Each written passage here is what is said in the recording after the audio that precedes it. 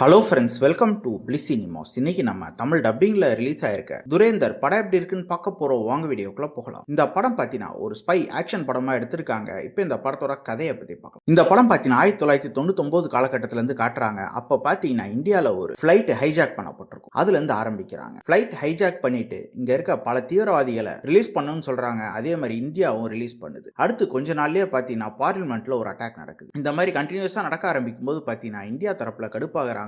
அவங்க இதெல்லாம் விட்டுக்கிட்டே இருக்க முடியாது, இதுக்கு ஒரு முடிவு கட்டி ஆகணும் அப்படின்ட்டு ஒரு ஸ்பைய கள இறக்குறாங்க. அவர் தான் நம்ம ஹீரோ. அவரை பாகிஸ்தானுக்கு அனுப்புறாங்க. அதுக்கப்புறம் நடக்கிற சுவாரஸ்யமான சம்பவங்கள் என்ன, நம்ம ஹீரோ அங்க போயிட்டு என்னெல்லாம் பண்ணாரு, கடைசியில என்னதான் ஆச்சு அப்படின்றது தான் இந்த படத்தோட மொத்த கதையே. இப்போ இந்த படத்தோட பாசிட்டிவ் நெகட்டிவ் பத்தி பார்க்கலாம். பாசிட்டிவ் கண்டிப்பா ஸ்டோரி பிளாட்டை சொல்லலாம். ஒரு உண்மை சம்பவத்தை அடிப்படையா வச்சு இந்த படத்தை பிரசன்ட் பண்ணியிருக்கிறது பார்க்கறதுக்கு நல்லாவே இருந்தது. அது மட்டும் இல்லாம பல இடத்துல பாத்தீங்கன்னா இங்க நடந்த பல அட்டாக்கோட ஃபுட்டேஜஸ் யூஸ் பண்ணியிருக்காங்க. அதே மாதிரி ஆடியோ ட்ராக்ஸ் யூஸ் பண்ணியிருக்காங்க. அதெல்லாம் பார்க்கறதுக்கு நல்லாவே இருந்தது. பெர்ஃபார்மன்ஸ் வைஸ் பார்த்தீங்கன்னா படத்தில் நடிச்சிருக்க ஒவ்வொருத்தருமே நீட்டான பெர்ஃபார்மன்ஸ் கொடுத்துருக்காங்க. அதே மாதிரி ஒவ்வொருத்தர் கேரக்டருமே தரமா எழுதியிருக்காங்க. எல்லாரோடையுமே மிங்கிலாய்க்கு படத்தை பார்க்க முடியுது. படத்தில் ஒரு ஆக்ஷன் பொசிஷன்ஸ்லாம் ஒன்னும் செமையா இருக்கு. அதுவும் ரத்தம் தெரிக்க பண்ணியிருக்காங்க பல பொசிஷன்ல. படத்தில் இவங்க மெயின்டைன் பண்ணிருக்க மிஸ்ட்ரி பொசிஷன்ஸும் நல்லாவே இருக்கு. டெக்னிக்கலி இந்த படம் பயங்கர சவுண்டா இருக்குன்னு சொல்லலாம். அது எல்லா ஆஸ்பெக்ட்ஸ்லயுமே cinematography, sound effects, BGM, VFX, சிஜின்ட்டு எல்லாத்துலயுமே தரமா பண்ணியிருக்காங்க. இந்த படத்தில் பார்த்தீங்கன்னா பல காட்சிகள்ல ஒரே கிரௌடா தான் இருக்கும். அதெல்லாம் சூப்பராகவே காமிச்சிருக்காங்கன்னு சொல்லலாம். ஸ்கிரீன் பிளேஸ் பார்த்தீங்கன்னா ஒரு இன்ட்ரெஸ்டிங்கான ஸ்கிரீன் பிளே தான் எழுதி எடுத்திருக்காங்க. ஒரு சில இடத்துல தான் லேக் அடிக்குது. அதாவது குறிப்பா நம்ம ஹீரோ ஹீரோனுக்கு நடுவில் இருக்க லவ் போர்ஷன்ஸ். மற்றபடி இந்த படம் பார்த்தீங்கன்னா கிட்டத்தட்ட 3.5 மணி நேரம் தாண்டி ஓடுது. இருந்தாலுமே இந்த படம் ஒரு எங்கேஜிங்கான படமா தான் இருக்கு.